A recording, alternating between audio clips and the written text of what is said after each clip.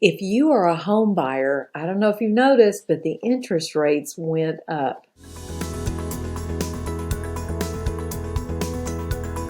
Hey, it's Charlotte Mabry with Keller Williams Realty. Thanks for watching our video blog today. And yes, oh my goodness, the interest rates did go up, but it is not the end of the world.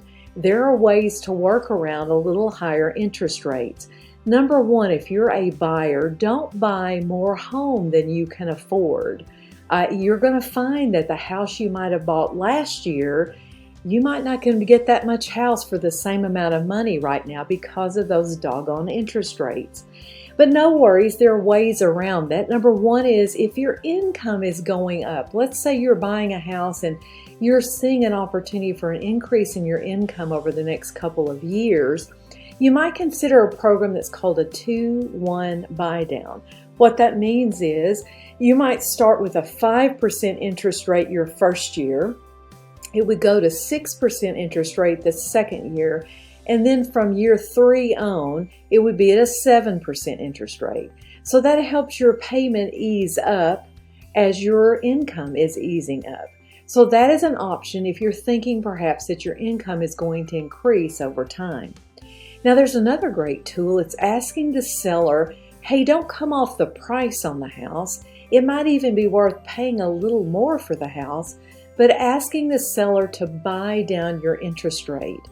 Instead of reducing a price by $5,000 or $7,000, if the seller takes that same $5,000 to $7,000 and buys down your interest rate, that makes your house payment go down substantially, and you'll see an increased ability to grow equity very quickly in your house by paying that lesser payment.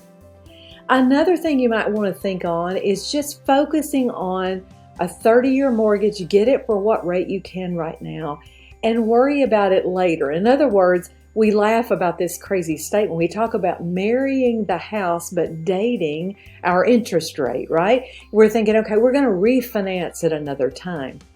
Because interest rates, for one thing for sure, they go up and they come back down, and they go up and they come back down. So if you can catch it when they come back down, you've got an opportunity to refinance.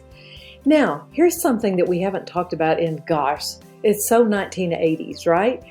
There are loans out there, even today, that are still assumable. And so you might ask the seller of a property, hey, have you thought about, is your current loan that might be at a 2.5% or 3% interest rate, is that loan assumable? Because some of them still are. So that's a great question to ask, because if you could assume a lower interest rate, that means that's lower payments. Now you still will have to qualify for that loan, but you'd be able to get a lesser interest rate. As buyers, you need to be as creative as possible, and there's 2 things you can do to set that up for you. Number one, look around on our page here. We've got lots of information about buying a home. Number 2 on the list is be sure to check out our team. We have buyer specialists that are equipped to help you get the best deal with any interest rate, whether it's higher or lower.